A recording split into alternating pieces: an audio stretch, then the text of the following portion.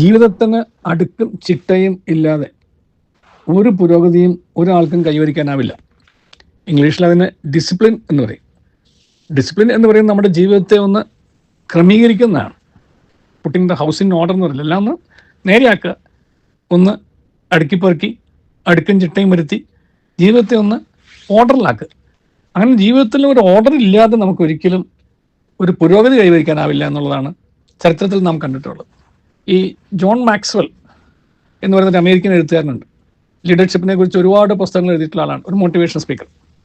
അദ്ദേഹത്തിൻ്റെ അഭിപ്രായത്തിൽ ഈ മോട്ടിവേഷൻ എന്നുള്ളത് വളരെ നല്ലതാണ്. Motivation gets you going. നമുക്ക് ഇപ്പോൾ ശുഭദിന സന്ദേശം അല്ലെങ്കിൽ അതുപോലെയുള്ള നമുക്ക് പ്രചോദനം കിട്ടുന്ന പ്രസംഗങ്ങൾ അല്ലെങ്കിൽ വായനകൾ, അതെല്ലാം അതൊരു ഉണർവാണ് തരും, കീപ്സ് യു ഗോയിങ്. പക്ഷേ യഥാർത്ഥത്തിൽ ഡിസിപ്ലിൻ ഗെറ്റ്സ് യു അല്ലെങ്കിൽ കീപ്സ് യു ഗ്രോയിങ് എന്നാണ്. ഒരു അടുക്കും ചിട്ടയും ഒരു അച്ചടക്കവും ഒക്കെ ഉണ്ടെങ്കിൽ മാത്രമേ നമുക്കൊരു ഉയർച്ച, വളർച്ച അല്ലെങ്കിൽ ഗ്രോത്ത് ഉണ്ടാവുകയുള്ളൂ. ആ ഗ്രോത്തിന് വേണ്ടി ആണ് ജീവിതത്തെ നമ്മൾ ഒന്ന് അച്ചടക്കത്തോടെ കൊണ്ടു നടക്കുന്നത്. ഈ അച്ചടക്കം എന്നുള്ളതിന് ഒരുപാട് കാര്യങ്ങൾ ഒരുപാട് പേര് പറഞ്ഞിട്ടുള്ളതൊക്കെ നല്ല ചിന്തകളൊക്കെ തന്നെയാണ്. ഈ എബ്രഹാം ലിങ്കന്റെ ഒരു ചിന്തയുണ്ട് ഈ ഡിസിപ്ലിനെ കുറിച്ച്.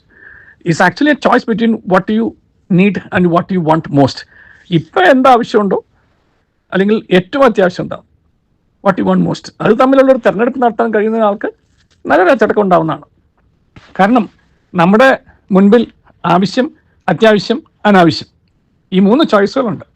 ഏത് കാര്യത്തിലേക്ക് നമ്മൾ തിരിഞ്ഞാലും, ഏത് നടപടി നമ്മൾ എടുത്താലും, അല്ലെങ്കിൽ ഏത് വിൽപ്പനയോ വാങ്ങലോ ഒക്കെ നടത്തുമ്പോഴെല്ലാം ഈ ചോയ്സുകൾ തമ്മിൽ ഈ ചോയ്സുകൾ 3 പ്രധാനപ്പെട്ടത്. അത് ആവശ്യമുണ്ടോ, അത്യാവശ്യമുണ്ടോ, അത് അനാവശ്യമാണ്. അനാവശ്യമാണെങ്കിൽ മാറ്റിക്കളയണം, ആവശ്യമാണെങ്കിൽ നമുക്ക് മാറ്റിവെക്കാം, അത്യാവശ്യമാണെങ്കിൽ നമുക്ക് അത് എടുക്കണം അല്ലെങ്കിൽ പ്രവേശിക്കണം. ഈ മാക്സ്വെലിൻ്റെ തന്നെ വേറൊരു നല്ലൊരു നിരീക്ഷണമുണ്ട് ഈ കാര്യത്തിൽ. If you discipline yourself to say not to good, then you will be able to say yes to the best. നല്ലതായതുകൊണ്ട് മാത്രം ഒന്നും നമ്മൾ ചെയ്യണമെന്നില്ല. ആ നല്ലതായതിനെ നമുക്ക് അതിനോട് നോ പറയാൻ നമുക്ക് പഠിച്ചാൽ ഏറ്റവും നല്ലത് വരുമ്പോൾ യെസ് പറയാൻ നമുക്ക് സൗകര്യം ഉണ്ടാവും. If you are able to say no to good, it will help you to say yes to the best. അപ്പോൾ അതുകൊണ്ട് ഈ ആവശ്യം, അത്യാവശ്യം, അനാവശ്യവും അതുപോലെ നന്മയും ഏറ്റവും നല്ലതും ഇങ്ങനെയൊക്കെയുള്ള കാര്യങ്ങളിലൊക്കെ നാം നടത്തുന്ന തിരഞ്ഞെടുപ്പുകളാണ് നമ്മുടെ ജീവിതത്തിന് അടുക്കും ചിട്ടയുണ്ടാക്കി തരുന്നത്, ജീവിതത്തെ ഒന്ന് അടുക്കി പറക്കാൻ സഹായിക്കുന്നത്.